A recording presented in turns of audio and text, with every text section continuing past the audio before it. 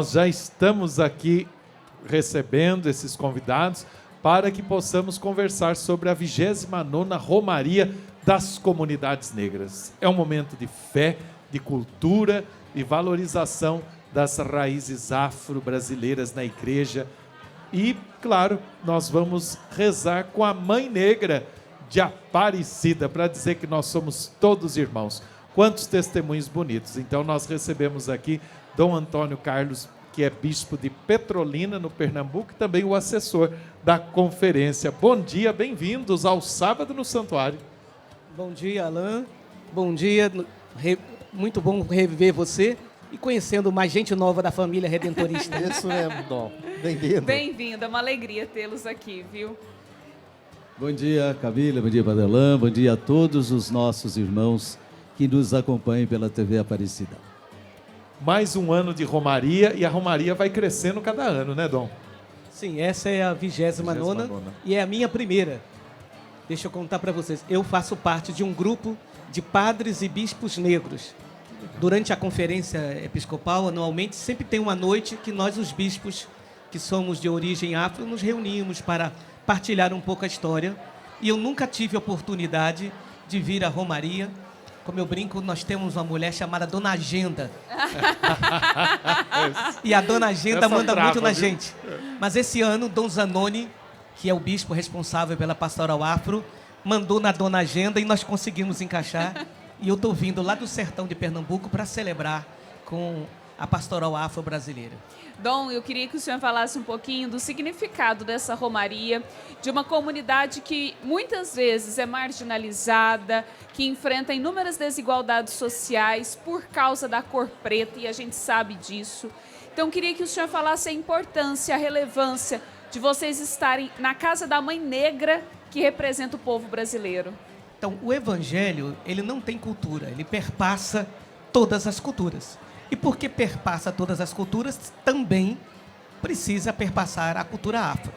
Claro que, às vezes, a nossa dificuldade não é do Evangelho, é a dificuldade cultural de uma cultura reconhecer a dignidade de outra cultura.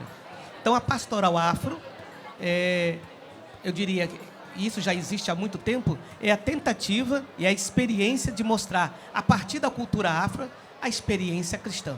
E que história bonita. Vejam o sinal que Deus deixou em nosso país.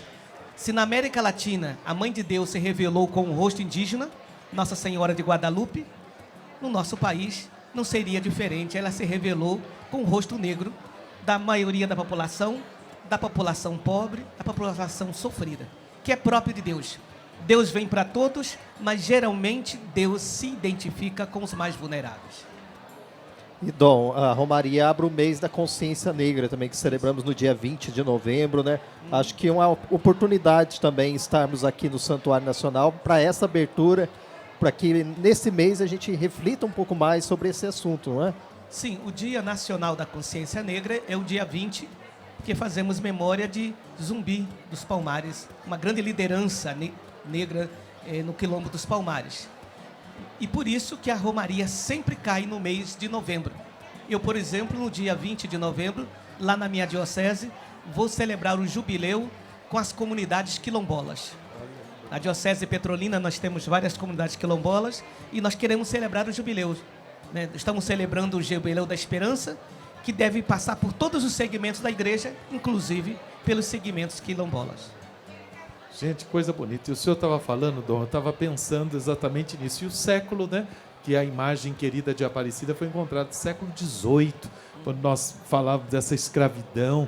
E essa luta que continua ainda hoje, né? Na nossa história.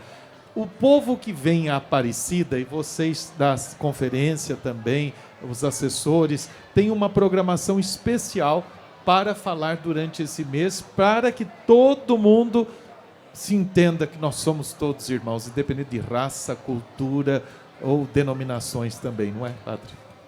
Com certeza, a nossa abertura do mês da consciência negra, a gente pensou, eu sou um dos mais novos, mas Dom Zé Maria Pires, Padre Toninho, Padre Batista, os leigos e leigas que nos acompanhavam desde a década de 80 na fundação da Pastoral Afro Brasileira, o nosso intuito foi justamente fazer com que a Mãe Negra Aparecida pudesse ser a primeira, né, que viesse dar a bênção para toda a comunidade negra, que durante o mês de novembro faz a sua celebração a este nosso grande líder, que não é só da comunidade negra, ele hoje é aí o nosso grande, né?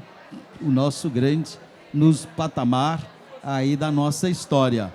E, então, a Mãe Negra Aparecida dá a bênção no mês de novembro para que nós possamos levar adiante o compromisso dos nossos ancestrais e todos os homens e mulheres que lutaram para que nós pudéssemos ter um Brasil onde todos pudessem ter aí a vida, e vida em abundante, como diz Jesus no Evangelho. Ô padre, para quem vem à Romaria, qual que é a programação de vocês aqui durante esses dias? Então, primeiramente, nós recebemos todos os romeiros na sala. Aqui o santuário nos oferece uma das salas para que nós possamos recebê-los. Temos um café comunitário, cada um traz aí uma porção para que nós possamos partilhar, seja fruta, seja aqueles bolos gostosos de Minas Gerais, do Rio de Janeiro, né? Então tem uma iguaria muito das boas. E preparamos então os cânticos, fazemos então o ensaio dos cânticos, tem uma palavrinha do secretário e a palavrinha do bispo, que celebrante, e subimos para a celebração, e depois a gente fica aí um pouco, volta para a sala para termos aí um diálogo com a comunidade, porque é uma das possibilidades que todos nós, negros e negras, que viemos de todo o Brasil, de sabermos como é que nós vamos caminhar daqui para frente. Por exemplo, nós estamos aqui hoje pedindo uma bênção especial para a nossa Mãe Negra Aparecida, para que nós façamos uma boa viagem até o santuário da outra mãe, a mãe de Luján, a mãe da Argentina. Nós estamos na semana que vem, a partir de segunda-feira, em Luján, na Argentina, agradecendo a ela, que tem feito muito bem a comunidade indígena e a comunidade negra que lá tem. Se diz que na Argentina não tem negros, não é? Então nós vamos estar lá no 16º Encontro Latino-Americano e Caribenho.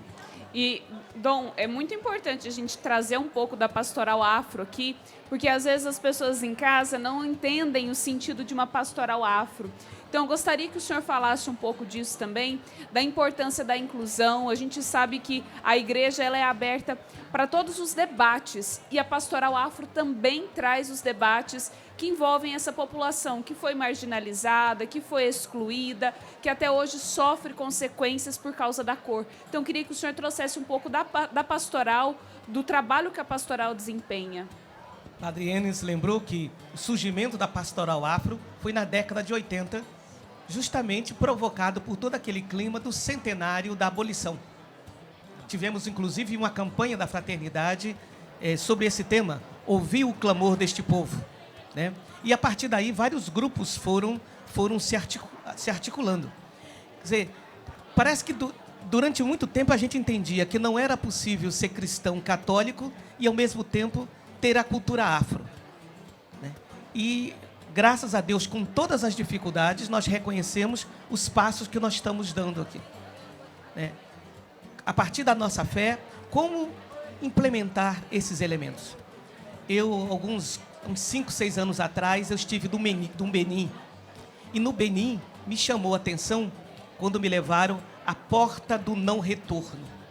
O que é a Porta do Não Retorno? É um marco que tem no Benin, mostrando por onde vários escravos saíram para o continente latino-americano e sabiam que, ao passar por aquela porta, não voltariam jamais. Imagine, eu que sou bisneto de pessoas que foram escravizadas, imaginar que os meus ancestrais passaram pelaquela porta, mas que agora nós temos a possibilidade de retornar como? Fazendo uma releitura, vendo se o povo negro permanece, é porque o Senhor está ao seu lado. Porque se o Senhor não estivesse ao nosso lado, nós não estaríamos aqui nesse momento. Às vezes os filósofos passaram muito tempo na filosofia discutindo as provas da existência de Deus. Para mim, a maior prova da existência de Deus é o pobre existir. Porque é só por Deus. É só por Deus. E por isso nós estamos aqui para reconhecer essa força que não vem de nós, vem de Deus, e viver com coerência, com fidelidade as nossas raízes e a nossa fé cristã.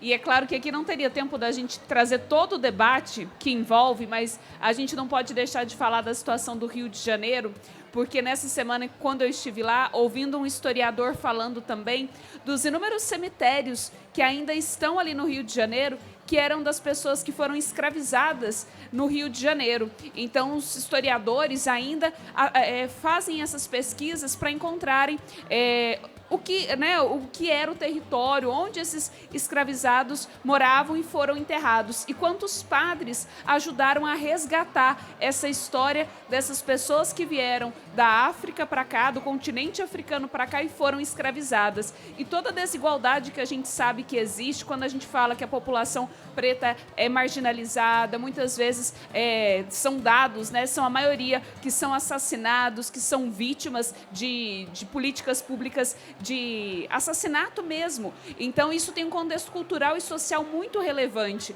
Então, a gente tem que sempre ressaltar a importância do trabalho de políticas públicas para a população afro, né? Com certeza. Você tocou nesse assunto. É um assunto muito doloroso. Eu sou carioca. Eu nasci numa favela chamada Morro do Cantagalo, que, para quem não conhece o Rio de Janeiro, está entre Copacabana e Ipanema. Depois, minha família se mudou para São Gonçalo na década de 70. Minha primeira paróquia foi a Cidade de Deus. Trabalhei na Baixada Fluminense, passei na Baixada Fluminense como seminarista e depois como padre. Nós conhecemos essa realidade. Porque uma coisa é a abolição da escravatura do ponto de vista legal. Depois, quais foram as condições que foram dadas para quem era escravo poder viver como pessoa livre? Nenhuma. Ninguém queria pagar aquele que antes ele escravizava, E né? nós vemos hoje, por exemplo, por que a maior parte da população pobre é negra e negra é pobre? Sim. Justamente porque carregamos tudo isso. Por isso, quando acontecem esses massacres, né, fica imaginando, por exemplo, toda aquela população ali envolvida daquela região onde houve o conflito, mais de 200 mil pessoas. Né? E a gente não pode ser indiferente. O Senhor disse, eu ouvi o clamor do meu povo e desci para libertá-lo. Não é possível ser fiel à fé cristã e não sentir a dor desses irmãos e não ter aquela indignação evangélica, dizendo, isso não é vontade de Deus. E das famílias, né? Quantas mães, esposas, não só daqueles que estavam envolvidos diretamente nas milícias, mas também dos próprios policiais. Mas quantas mães, quantas crianças estão chorando essas perdas? Então, a violência não leva a lugar nenhum, né, Dom? Com certeza. Gente, nós queremos agradecer esse diálogo, né? Essa conversa tão importante, para a gente ter essa consciência. Parece que não, mas ainda há muito preconceito, há muitas brincadeiras, há muita gente julgando. Então, que a Mãe Negra, Mariama de Aparecida, abençoe nosso povo, nossa gente. E mais uma edição, 29 anos da Romaria das Comunidades Negras, que são sempre bem-vindas aqui ao Santuário Nacional. E meio-dia, a celebração. Muito obrigado a vocês pela presença aqui conosco também. Então, nos veremos na Eucaristia. Estaremos lá. Muito obrigado, Padre Alain, muito obrigado. Deus abençoe a todos.